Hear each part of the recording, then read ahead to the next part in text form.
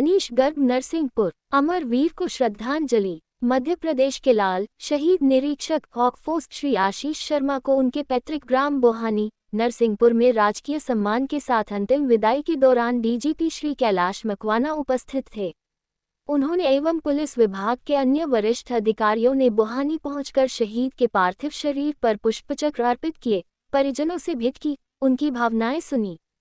दुख की इस घड़ी में संपूर्ण मध्य प्रदेश पुलिस शहीद के परिवार के साथ खड़ा है।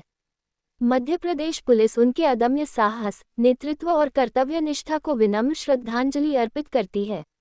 माननीय मुख्यमंत्री डॉक्टर श्री मोहन यादव ने भी उपस्थित होकर श्रद्धांजलि अर्पित की एवं उन्होंने श्री आशीष के छोटे भाई को उपनिरीक्षक के पद पर नियुक्ति दिलाने की घोषणा की। देवलोक गमन हुआ।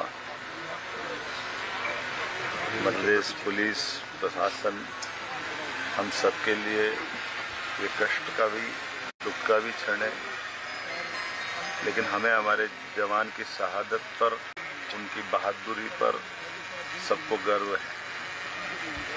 और प्रारंभ से ही आशीष अपने जांबाजी के लिए जाने जाते थे।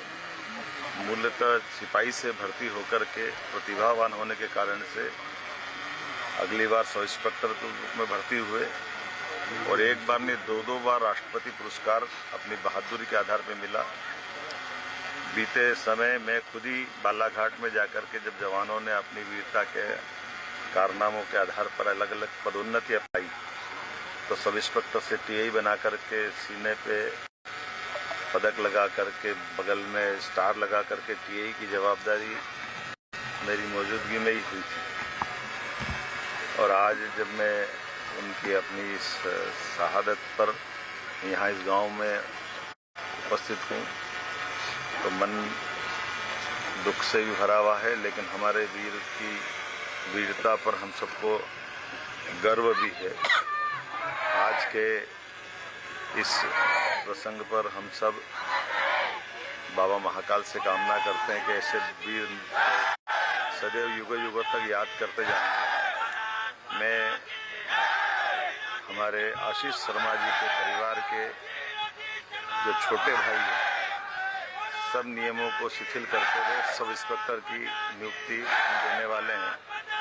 1 करोड़ की धनराशि देने वाले हैं और एक पार्क जैसा सब गांव के लोगों की इच्छा है, एक पार्क भी बनाना और एक स्टेडियम दोनों आशीष शर्मा जी के नाम पर बनाने की यहाँ घोषणा करता हूँ। मेरे साथ माननीय मंत्री श्रीमान प्रहलाद सिंह पटेल जी, माननीय मंत्री श्रीमान रावदेव प्रताप सिंह जी, नेता प्रतिपक्ष उमंग सिंगार जी, कांग्रेस के अध्यक्ष जीतू पटवारी जी, हम सब मिलकर के हमारे इस जवान की शहादत पर अपने मन के भाव को व्यक्त करते हुए, इस संसार में कौन अमर है, जाना सभी को है, लेकिन ऐसी शहादत जिस पे भगवान को भी गर्व हो और अपने देश और प्रदेश के साथ जिसने वीरता का इस प्रकार का उच्चतम मापदंड स्थापित किया, ये नक्षत्र की भांति सदैव हम सबको गौरवान्वित करेंगे।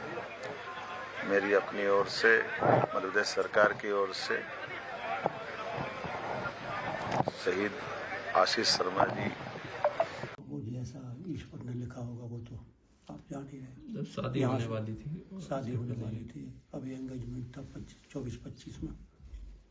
शादी घर वाले से कर रहे थे, नहीं घर से ही मर्जी से, घर की मर्जी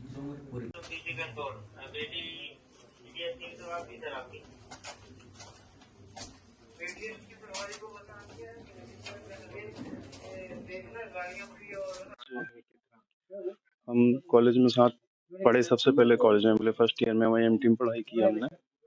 और उस समय से दोस्ती हुई तो हम इतने घनिष्ठ मित्र हैं। हम 3 दोस्त हैं, आशीष, मैं और अभय।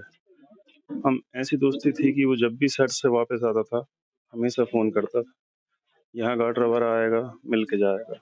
और घर आना, मिलना जुलना, पूरे परिवार से इतना सुलभ, ऐसा दोस्त मिलना नामुमकिन है। शायद ही किसी के जीवन में मतलब ऐसा मित्र होगा जो इतने बड़े पद पर होने के बाद इतना सरल आदमी नहीं देखा मैंने। उसके ऊपर उसके पिताजी का बहुत प्रभाव था।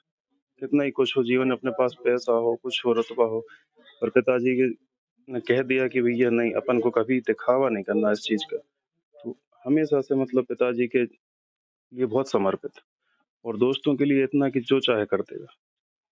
बहुत आखिरी बार आपकी कब बात हुई थी? आखिरी बार करीब 15 दिन पहले चर्च पे जाने के पहले उसने कॉन्फ्रेंस कॉल किया था। मैं था, अभय था और आशीष था। हमने आधे 1 घंटे बात की और फिर उसने शादी-वादी की चर्चा भी हुई, लड़की के विषय में भी वही सब की भाई। उसके बाद फिर वो चर्च पे जाता था तो फ़ोन बंद रहता था उसका। अब हम लोगों को भी आदत हो गई थी, हम फ़ोन लगाते थे तो फ़ोन बंद आता था। हमें पता था वो लौट के आएगा तो फ़ोन करेगा। कितनी अपने अंदर वो हो रही हो इच्छा की बात करने की, पर हम लगाते इसलिए नहीं थे क्योंकि बंद आता था नंबर। तो वो वापस आके फ़ोन करता था, हमें आदत हो गई थी। और 1-2 दिन से बहुत मन में हो भी रही थी इच्छा कि यार उससे बात नहीं हुई बहुत समय से। तो कल दोपहर में ये जानकारी मिली हमें।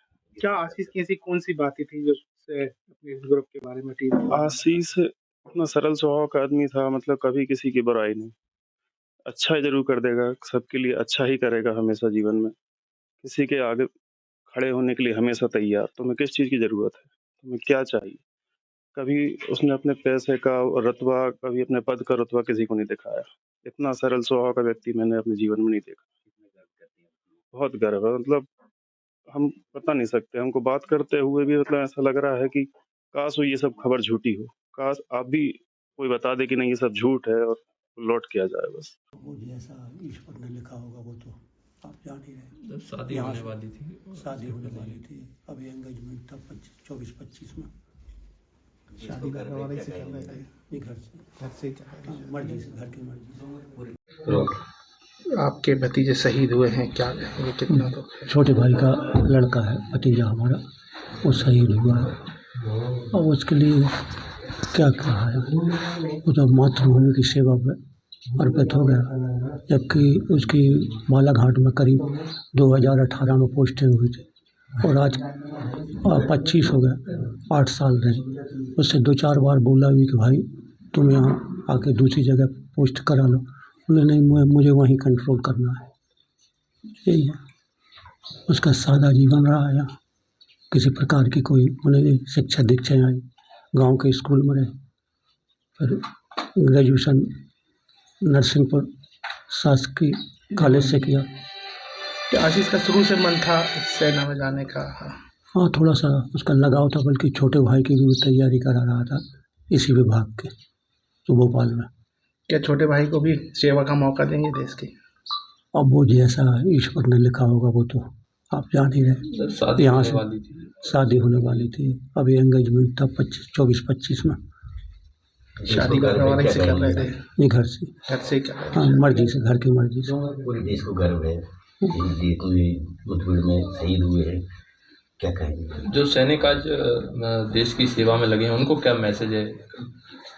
ये वही है भाई कि अपने व्यक्तिगत स्वार्थ से देश सेवा सर्वोच्च है। अपन तो ये बोला वो जैसा ईश्वर ने लिखा होगा वो तो आप जान ही रहे। जब शादी यहाँ होने से वाली थी शादी होने वाली थी, अभी एंगेजमेंट था 24-25 में। शादी घर वाले से कर रहे थे? नहीं, घर से। घर से ही कर रहे थे। हाँ, मर्जी से, घर की मर्जी से।